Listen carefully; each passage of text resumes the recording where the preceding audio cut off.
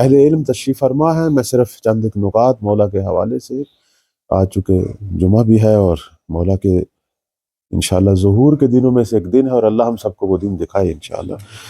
واحد امام ہے ہمارے مکتب تشیعیوں میں، 12 امام ہیں، لیکن ان میں سے یہ واحد امام ہے کہ جن کی امامت پر سارے عالم اسلام کا اتفاق ہے. یہ اتفاق کسی اور امام پر نہیں، حتیٰ مولا علی علیہ السلام کی امامت پر اس طرح اتفاق نہیں ہے. واحد یہ امام. بڑی پرانی بات ہے، پاکستان میں ایک شخصیت گزری ہیں، ڈاکٹر اسرار صاحب، آپ جانتے ہوں گے. کراچی میں ایک دفعہ وہ گفتگو فرما رہے تھے، تو ایک شخص نے اٹھ کے کہا کہ یہ درست ہے کہ امام مہدی علیہ السلام ہم سب کے امام ہیں؟ اس نے کہا ہاں، یہ ہماری احادیث کی کتابوں میں آیا، اور وہ جب وہ آئیں گے تو وہ امام ہوں گے، پورے عالم اسلام کے امام ہوں گے. تو اس نے کہا یہ بھی درست ہے کہ عیسیٰ علیہ السلام نازل ہوں گے اور ان کے پیچھے اقتدا کریں گے. یہ بھی درست ہے، یہ بھی درست ہے، چونکہ حدیث ہے. تو اب وہ ظاہر ہے وہ مومن تھا، مومنوں کی اپنی ایک خاص ان کی جو ہے وہ تفننی طبع ہوتی ہے. اس نے کہا جب آخری کا یہ مقام ہے کہ جس کے پیچھے عیسیٰ جیسا نبی نماز پڑھے گا، تو پہلے کا کیا مقام ہے؟ تو انہوں نے کہا کہ ہاں لگتا ہے تم شیعہ ہو. شیعوں اس بات میں جواب نہیں دیتا. تو مثلا کہنے کا مقصد یہ ہے کہ امام زمان علیہ السلام کی امامت پر اور ان کی عیسیٰ جیسے نبی کی افضلیت پر پورے عالم اسلام کا اتفاق.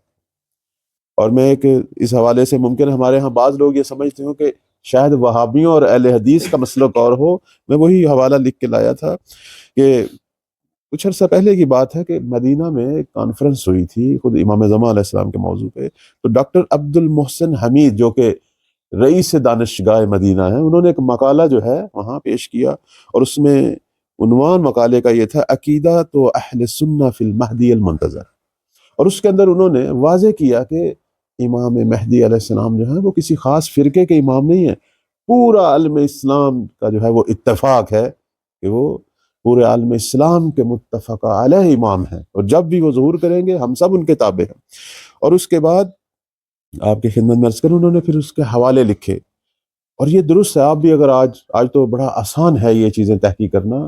سیاہ سطح کے اندر میرا نہیں خیال کوئی کتاب ایسی ہو جس میں مولا کے حوالے سے باب نہ ہو. باب مثلا باب خروج المہدی جو ہے، خروج المہدی موجود ہے، باب المہدی یا باب ما جاء فی المہدی.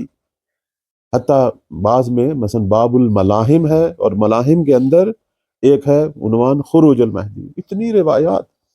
آیت اللہ العظمی صافی گل پیغانی رحمۃ اللہ علیہ نے جو اپنی مشہور کتاب لکھی منتخب الاثر، اس میں ان تمام کتابوں کا، اہل سنت کی کتابوں کا حوالہ دینے کے ساتھ ساتھ انہوں نے جو اس کتاب منتخب الاثر جو امام زمان علیہ السلام کے موضوع پر عصر حاضر میں ایک سب سے بڑا بہترین مجموعہ ہے، بہت عظیم الشان کتاب ہے، اس کے منابع میں 32 ایسی کتابیں بھی وہ لے کے آئے ہیں کہ جو اہل سنت کی ہیں، احادیث کی ہیں، اور مستقلاً امام زمان علیہ السلام کے موضوع پہ لکھی گئی ہیں. یعنی اول سے آخر تک کتاب پوری امام زمان کے موضوع پر. جیسے ہم تشیع میں شیخ صدوق علیہ رحمہ کی کتاب کمال الدین بیان کرتے ہیں کہ یہ 2 جلد میں اور پوری امام زمان پہ ہے. کتاب الغیبۃ نعمانی پوری امام زمان پہ ہے.